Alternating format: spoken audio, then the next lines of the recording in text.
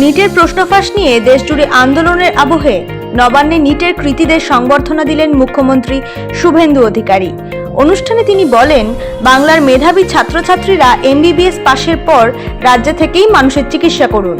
সেই লক্ষ্যেই উন্নত স্বাস্থ্য পরিকাঠামো গড়ে তোলার দায়িত্ব নিয়েছে রাজ্য সরকার।